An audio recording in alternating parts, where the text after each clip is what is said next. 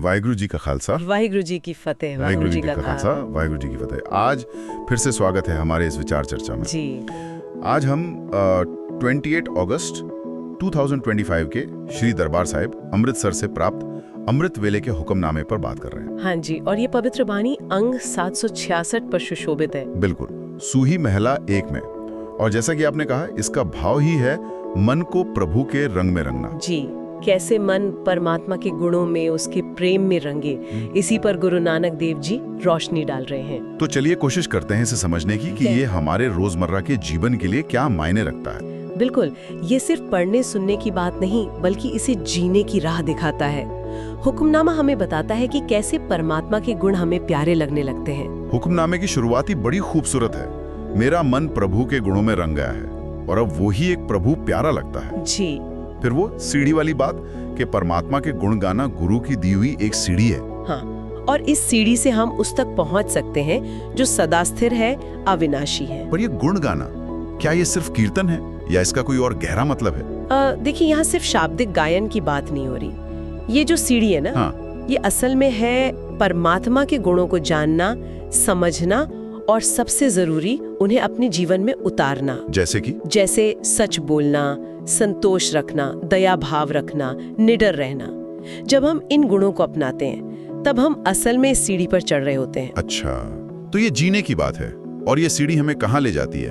हुक्मनामा कहता है सुख सहज। जी, सहज सुख। ये कैसा सुख है? मतलब आम दुनियावी सुख से अलग? हाँ, बिल्कुल अलग।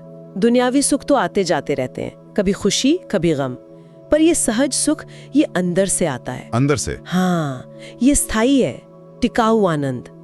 जब मन गुणों से जुड़ता है ना, तो ये शांति, ये ठहराव अपने आप आता है, स्वाभाविक रूप से। एक स्थायी शांति। और फिर कहा गया है कि जिसे ये सहज सुख मिलता है, वो परमात्मा को प्यारा लगता है। जी, और उसकी बुद्धि भी अटल हो जाती है। सती गुर के भाणे चले, तक गति मति होए। बुद्धि का अटल होना। जी। इसका क्या मतलब है? यहाँ कैसे जुड़ा है ये सहज सुख से? ये बहुत गहरा जुड़ाव है। देखिए, जब मन शांत हो गया, सहज सुख में टिक गया, हाँ, तो बुद्धि मतलब हमारी समझ, वो दुनिया की चीजों के पीछे भागना बंद कर देती है। मोह, लालच, इन सब से ऊपर उठ जाती है। अच्छा। वो भटकती नहीं, बल्कि सत्य में, परमात्मा के हुक्म में टिक जाती है। यही है अटल बुद्धि। मतलब बाहरी भटकाव खत्म। हाँ जी, और ऐसा इंसान फिर परमात्मा को प्यारा लगता ही है, क्योंकि वो दुनिया में रहता तो है, पर उसकी असलियत समझकर जीता है। अब एक बहुत, आप कह सकते हैं, महत्वपूर्ण बात आती है कर्मकांडों के बारे में। जी। हुक्मनामा कहता है कि अगर मन गुणों में रंगा ही नहीं, अंदर प्रेम ही नहीं जागा, तो बाहर के स्नान, दान या बहुत सारा ज्ञान भी परमात्मा को खुश नहीं कर सकते। स्नानु दानु सुज्ञानु मजनु आपु छड़ी न कोय। ये बात कई बार लोगों को चौंका देती है, लेकिन गुरु साहिब यहाँ बाहरी कर्मों को सिरे से खारिज नहीं कर रहे। तो फिर वो उसकी जगह बता रहे हैं। वो कह रहे हैं कि अगर अंदर मैल भरी है, अहंकार है, गुण है ही नहीं, हाँ, तो बाहर चाहे कितने तीर्थ नहा लो, कितना दान दे दो या ज्ञान की बातें कर लो, वो सब बेकार है। मतलब ऊपर ऊपर से। जी, परमात्मा तो अंदर देखता है, मन की अवस्था, सच्ची लगन। तो मतलब जोर पूरी तरह से अंदर के बदलाव पर है, बाहरी रस्में तो बाद में आती हैं। बिल्कुल, गुरु नानक देव जी का पूरा संदेश ही सच आचार यानी सच्ची जीवन शैली पर है। बाहरी कर्म जैसे सेवा, संगत, बाणी सुनना, ये सब जरूरी हैं। हाँ, जरूरी तो हैं, लेकिन इनका मकसद मन को साफ करना, गुणों को जगाना होना चाहिए। अगर ये सिर्फ दिखावा बन जाए या अहंकार बढ़ाएं, तो ये अपने रास्ते से भटक गए। असली चीज है मन का परमात्मा के गुणों में रंगना। और जब मन सच में रंग जाता है, तब क्या होता है? इसके नतीजे क्या हैं? नतीजे बहुत स्वाभाविक और सुंदर हैं। हुक्मनामा कहता है, परपंच मोह विखमु डुबोवे। ये जो दुनिया का छलावा है, मोह माया है, जो हमें डुबोती है, हाँ, वो खत्म हो जाती है। अच्छा।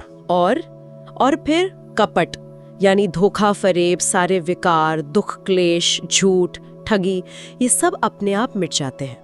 ये सब चले जाते हैं। हाँ, और साथ ही मेर तेर का भाव भी, मतलब मेरा तेरा वाला झगड़ा ही खत्म। ये कैसे होता है? जैसे आपने अंधेरे और रोशनी का उदाहरण दिया था। बिल्कुल, जैसे कमरे में रोशनी करने से अंधेरा भाग जाता है, वैसे ही जब मन में परमात्मा के गुण आते हैं, दया, संतोष, प्रेम, सच्चाई, तो तो अंधेरा यानी क्रोध, लोभ, मोह, अहंकार, झूठ, ये सब अपने आप चले जाते हैं।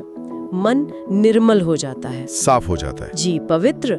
और ये कोई जबरदस्ती नहीं है, ये सहज बदलाव है। और ये मेर तेर का मिटना, ये तो बहुत बड़ी बात है।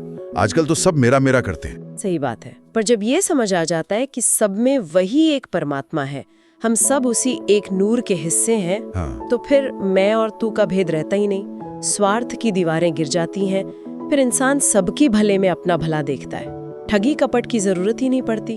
तो अगर हम आज की इस पूरी बातचीत को समेटें तो मुख्य संदेश क्या निकल कर आता है? संदेश बहुत साफ है और शक्तिशाली भी।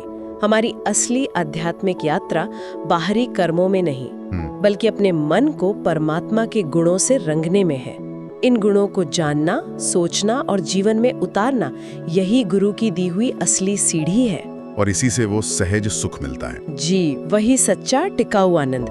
और बुद्धि भी अटल होती है। मन विकारों से, बुराइयों से, मेरे तेरे से साफ हो जाता है, निर्मल हो जाता है। हाँ जी, यही रास्ता है परमात्मा को प्यारा लगने का, उसके साथ जुड़ने का। मतलब पूरी तरह से अंदरूनी सफाई और बदलाव की बात है। निश्चित रूप से गुरु साहब हमें अपने अंदर काम करने को कह रहे हैं, मन को संवारने को। ये रोज का अभ्यास है। ये सब सुन के सोचने को मिलता है। हाँ, और शायद सबसे बड़ा सवाल यही उठता है कि हम अपनी इस व्यस्त जिंदगी में ये सब कैसे करें। रोजमर्रा में किन गुणों पर ध्यान दें, कैसे कोशिश करें अपने मन को थोड़ा थोड़ा ही सही उस रंग में रंगने की। ये सोचने वाली बात है। जी, शायद यही आज का चिंतन बिंदु है हम सब के लिए। इसे सिर्फ सुनना नहीं, अपनाना है। विचार चर्चा समाप्त करने से पहले हम आप सभी के लिए एक महान और धन्य दिन की कामना करते हैं। गुरबाणी के उच्चारण सहित किसी भी भूल चूक के लिए क्षमा प्रार्थी हैं। हमारी अरदास है कि वाहेगुरु जी सारी संगत को तंदुरुस्ती, नाम बाणी की दात और चढ़दी कला की दात बख्शन जी। वाहेगुरु जी सरबत संगत ਨੂੰ तंदुरुस्ती, नाम बाणी दी दात ਅਤੇ चढ़दी कला दी दात बख्शन जी। एक विनम्र विनती है, कृपया इस सेवा में मदद करने के लिए इसे साझा करने पर विचार करें। हमारे YouTube चैनल को सब्सक्राइब करें। वाहेगुरु जी का खालसा, वाहेगुरु जी की फतेह।